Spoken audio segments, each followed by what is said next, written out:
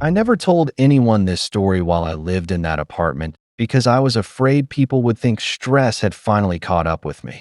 Looking back now, I wish I had trusted my instincts much sooner because what frightened me wasn't a ghost, a monster, or anything supernatural.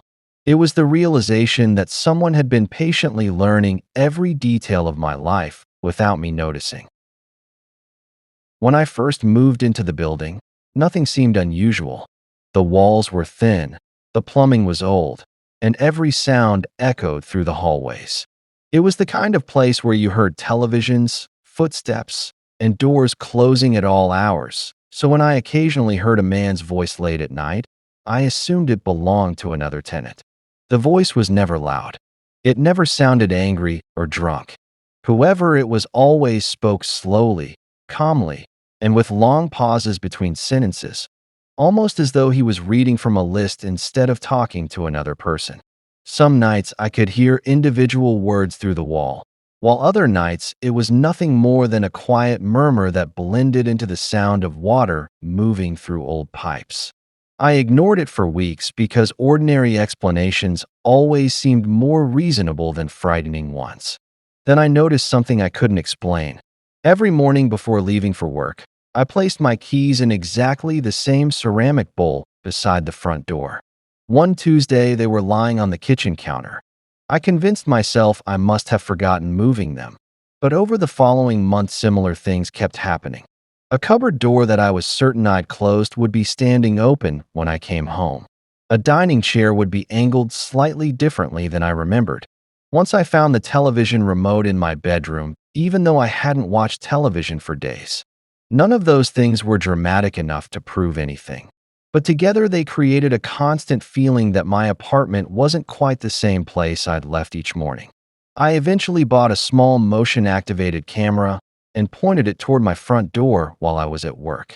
3 evenings later, I came home expecting to laugh at myself after reviewing several hours of empty footage.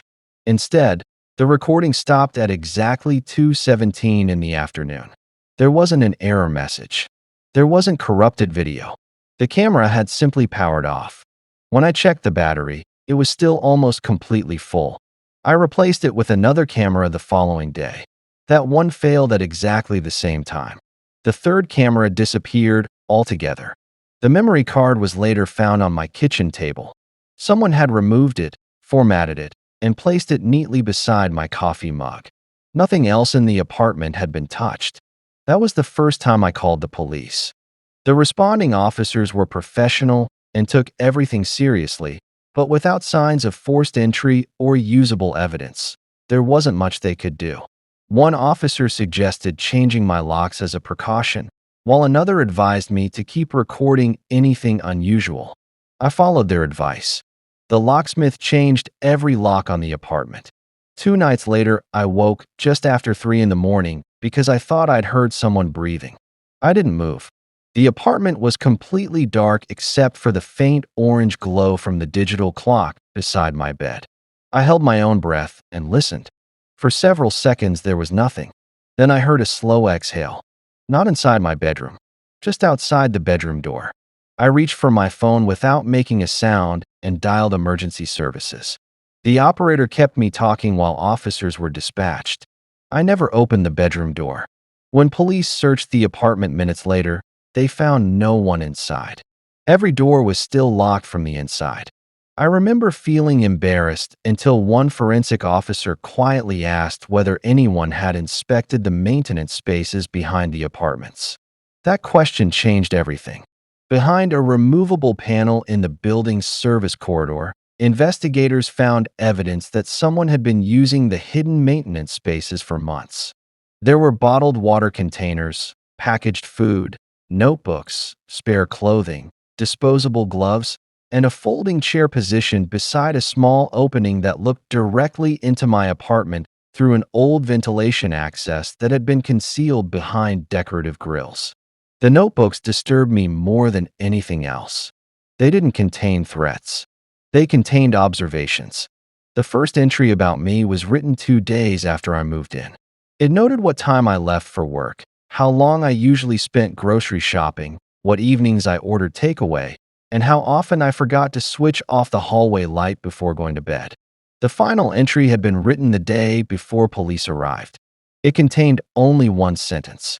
Still unaware. Continue observing. The detectives later told me they believed whoever had written those notes had repeated the same routine in more than one residential building over several years. He never rushed, never confronted anyone, and never acted impulsively. He simply watched until he understood every habit a person had, because predictability was more useful to him than violence. He was never identified. I moved away within a week. Even now, years later, I never follow exactly the same route home twice in a row, and I never assume that locking my front door means I'm alone. The most disturbing part isn't that someone was hiding inside the building. It's knowing how ordinary everything looked while it was happening. From the outside, my life appeared completely normal. The neighbors smiled. The caretaker waved. People carried shopping upstairs without a second thought. Meanwhile, someone I had never met already knew what time I woke up, what side of the bed I slept on, and exactly how long it usually took me to notice when something in my home had been moved. The detective called me one last time about 8 months after I moved away. He told me the investigation hadn't been closed, but there were no new suspects, no new evidence, and no explanation for how someone had managed to stay hidden for so long without attracting attention. Before hanging up, he said something that has stayed with me far longer than anything else connected to the case. He said the most dangerous offenders are often the ones nobody remembers seeing because they spend years learning how not to be noticed. I've tried to move on with my life since then. I bought a house instead of another apartment, changed my daily routine, and stopped following the same schedule every day. Friends sometimes tell me I'm overly cautious, and maybe they're right. But once you've discovered that someone quietly documented months of your life without your knowledge, ordinary routines never feel ordinary again.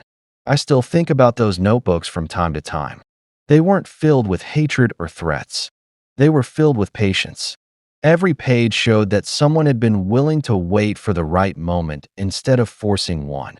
And I think that's what unsettles me the most. If there's anything worth taking away from my experience, it's that we often pay attention to dramatic dangers while completely overlooking the small things that don't seem important at the time. A door that feels slightly out of place, a pattern that doesn't quite make sense, or a feeling that something has quietly changed isn't always proof that something is wrong. But it's also not something you should ignore without thought. Some investigations never end with an arrest. Sometimes they simply run out of evidence while the questions remain. Somewhere, there are still families waiting for answers that may never come, and there are detectives with case files that haven't been opened in years. I hope this story stays exactly where it belongs, as a story. But every time I hear someone say, "Nothing like that could ever happen here," I remember how ordinary that apartment building looked from the outside. Sometimes the most disturbing places aren't the ones that look frightening. They're the ones that look completely normal.